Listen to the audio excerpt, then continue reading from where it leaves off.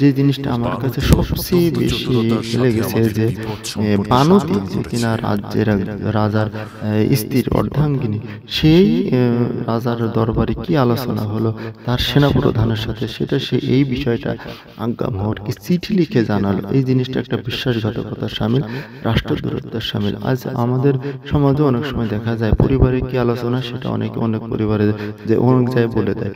এমন আসসালামু আলাইকুম ওয়া রাহমাতুল্লাহি ওয়া বারাকাতুহু। প্রিয় বন্ধুরা, কেমন আছেন সবাই? আশা করছি আপনারা সবাই ভালো আছেন।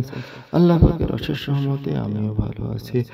আপনারা সবাই জানেন যে আমার এই চ্যানেলে বর্তমানে ইউসুফ জুলেখার কাহিনী ইরান থেকে প্রচারিত 104টি পর্ব, সেই পর্বের পর্যবেক্ষণ এবং সেটার উপর শিক্ষণীয় বিষয় সম্পর্কে আপনাদের মাঝে নিয়মিত আলোচনা করছি। আজকে আমরা 28তম পর্বের আলোচনা করব। 28তম পর্বের জন্য আমি 9টি পয়েন্ট এখানে তুলে এনেছি। 9টি পয়েন্ট সম্পর্কে আপনাদের মাঝে আলোচনা করব। আমি পর্বগুলো দেখেছি এবং যেগুলো মানে আলোচনার মতো যোগ্য সেই পয়েন্টগুলো আলোচনা করে থাকি। 28তম পর্বের প্রথম পয়েন্ট ছিল কারিম আমাকে হেরেট দিল জুলেখা। যেহেতু জুলেখা ইউসুফের দিকে অবস্থকে চেয়ে থাকে এবং ইউসুফ সম্পর্কে সে সবসময় নানা রকম মন্তব্য করে, কুমন্তব্য করে। সে বাড়িতে আসা পর্যন্ত ইউসুফ সম্পর্কে সে নানা রকম মন্তব্য করে। এটা সম্পর্কেই জুলেখা তাকে থ্রেট দিল যে তুমি সবসময়, তুমি একজন আমার দাসী, সেই হিসেবেই তুমি কথা বলবে, এর বেশি তুমি এর উপরে যে তুমি কথা বলবে না, আগ বাড়িয়ে কোনো কথা বলবে না। এইভাবে কারিম আমাকে একদিন জুলেখা থ্রেট দিল। এটা তার পাওনা ছিল, কারণ সে সবসময় প্রতিবার এবং জুলেখা তাকে টেক কেয়ারি করে, তাকে ভালোবাসে। সে এটার ভিতরে যে নানা রকম ভাবে তাকে চুগলি মারে। সেই একক খোদার ইবাদত করে, অমুক করে, কার ইবাদত করে, আমাদের আমন খোদার ইবাদত করে না। এইভাবে সে নানাভাবেই কিন্তু জুলেখাকে সবসময় ফুসলায়। 2 নম্বর পয়েন্ট ছিল জমি দখল ও নারী তুলে নিয়ে যাওয়া অভিযোগ রাজার কাছে। প্রতিবার যখন রাজ দরবারে গেল, আমন খোদার যারা অনুসারী তারা যে বিভিন্নভাবে রাজ্যের ভিতরে না খারাপ কাজ করতেছে, না তাদের জন্য যে প্রজারা অতিষ্ঠ, সে সম্পর্কে প্রতিবার রাজার দরবারে যে তাদেরকে বলল যে তারা নারী তুলে নিয়ে যাচ্ছে, জমি দখল করতেছে, তাদের দৌরাত্ম দিন দিন বৃদ্ধি পাচ্ছে। এই সম্পর্কে প্রতিবার যেহেতু মিশরের সেনাপতি, সে সম্পর্কে সে রাজাকে সে ধারণা দিল এবং এই সম্পর্কে রাজাকে আরো কঠিন এবং সতর্ক হওয়ার জন্য নির্দেশ প্রদান করলাম। 3 নম্বর পয়েন্ট ছিল ইউসুফ দরবারের গোলামদের আল্লাহ সম্পর্কে মোটিভেট। এর আগেও আমরা দেখেছি যে ইউসুফ ছোট ছোট বাচ্চাদের মোটিভেট ধরনের আল্লাহ সম্পর্কে ধারণা দেয়, খোদা সম্পর্কে ধারণা দেয়। পাথরের মূর্তি সম্পর্কে তাদেরকে বলে সে ভালো কিছু করতে পারে না, মন্দ কিছু করতে পারে না। এটা একটা ভুল ধারণা, ভুল শিক্ষা। এবং একক আল্লাহর ইবাদত সম্পর্কে, আল্লাহ সম্পর্কে, মহত্ব সম্পর্কে সে রাজ দরবারে সবাইকে ধারণা দেবে। এটা আবার সময় জুলেখা এবং ইউসুফ এটা পর্যবেক্ষণ করে। 4 নম্বর পয়েন্ট ছিল যোদ্ধা হিসেবে ইউসুফকে পরীক্ষা করলো প্রতিবার, যে ইউসুফ আসলে কোন ধরনের যোদ্ধা হয়েছে, সে আসলে পারদর্শী হয়েছে কিনা, রুদামন কিভাবে দায়িত্ব পালন করছে। এই জন্য নিজে প্রতিবার একদিন এসে তার সাথে এই বিষয়ে কলাকলা সম্পর্কে তরবারি ধরে এবং দেখে আসলে কিরকম একটা যুদ্ধ। এবং এই ভিতরে সে তারা নানা রকম কথা বলে, রাজা সম্পর্কে নানা রকম কথা বলে, আমন খোদার অনুসারীদের সম্পর্কে সে নানা রকম কথা বলে যে এটা হচ্ছে, ওটা হচ্ছে। একদিকে লড়াই করে, অন্যদিকে প্রতিবার এবং ইউসুফ দুজন মিলে আলাপ করে। 5 নম্বর পয়েন্ট ছিল আমিন হাতেবের দিকে খেয়াল রাখা। ইউসুফ যেহেতু সে এটাও জানে যে রাজা একক খোদার ইবাদত করে না, ঠিক আছে, কিন্তু সে যে আমন খোদার যারা অনুসারী তাদের সে বিপক্ষে কথাবার্তা বলে বা কাজ করে, তাদের দৌরত্ব সম্পর্কে সে অন্য মানে ধারণা রাখে এবং তাদের দৌরত্ব সম্পর্কে অপছন্দ করে। এই জন্য প্রতিবারকে নির্দেশ দেয় আপনি এই আমন হাতেবের দিকে খেয়াল রাখবেন, কিন্তু সে কিন্তু নানা রকম ঝুঁকিতে আছে।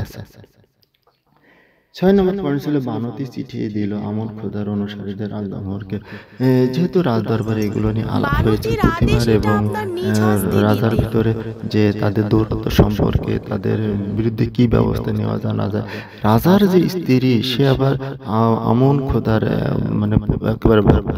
সে এই রাজদরবারে কি কথা হয়েছে, আমন হতে কি পদক্ষেপ নিতে পারে এই বিষয়ে আবার চিঠি লিখে আজ্ঞামোহরকে জানালো। আমন খোদা যারা অনুসারে আজ্ঞামোহরকে জানালো যে আপনাদের দরবার সম্পর্কে আমন খোদার সম্পর্কে রাজদরবারে এই আলোচনা হয়েছে। আসলে যুগে যুগে কিছু নারী এরকম ছিল, যেমন আমাদের ইব্রাহিম নবীর স্ত্রী, আমাদের লূত নবীর স্ত্রী, তারা এক আল্লাহর ইবাদত করতো আর তার স্ত্রীরা অন্যদিকে অন্য মানুষের সাথে হাত মিলায় চলতো, এই জন্য আল্লাহ তাদেরকে জাহান্নাম করছে।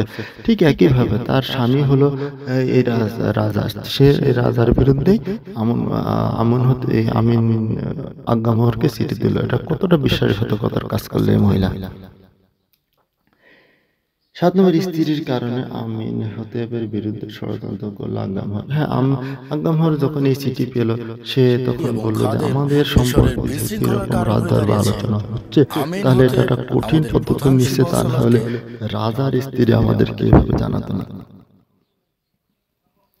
এটাই স্বাভাবিক, কারণ যে কতটা ভয়ঙ্কর বিষয় যে রাজা রাজ্য চালায়, সেখানে অনেক গোপন বিষয় আলোচনা হয়, গোপন বিষয় সিদ্ধান্ত হয়, সেইগুলো ফাঁস করে দেওয়া এটা সিকিউরিটির একটা বরখেলাপ, এটা একটা রাষ্ট্রদ্রোহিতার সামিল।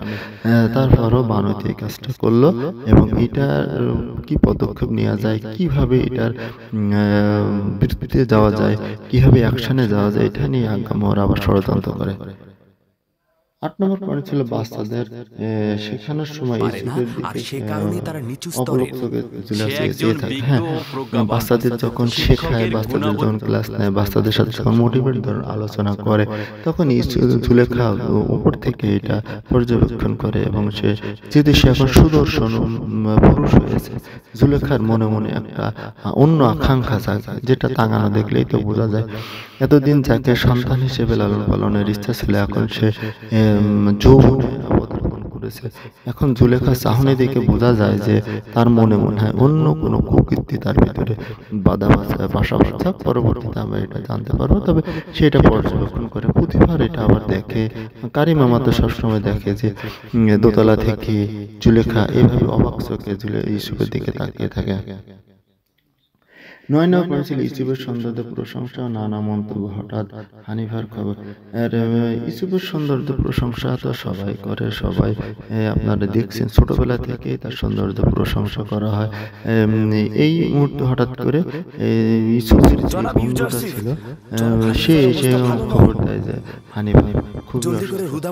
এটাই 28তম পর্বের ভিতরে এটা চলে, যে 28তম পর্বের ভিতরে কি সরকারের সাথে কি আলোচনা সেটাও দেখা যায়, কেউ না কেউ এটা ফাঁস করে দেয়। এগুলো জিনিসগুলো খারাপ, এগুলো করলে দেখা যায় সমাজের ভিতরে বিশৃঙ্খলা বাড়ে এবং আমরা বর্তমানে সমাজে এটার একটা প্রতিফলন দেখতে পাচ্ছি। অতএব 28তম পর্ব সম্পর্কে আপনাদের মাঝে মোটামুটি ধারণা দেওয়া হলো।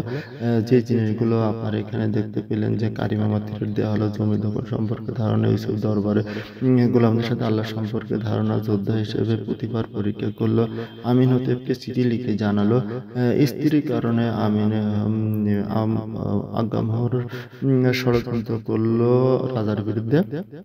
এইরকম ঘটনা ভুল পর্ব 28 পর্ব ছিল। পরবর্তীতে আমরা আলোচনা করবো আরো।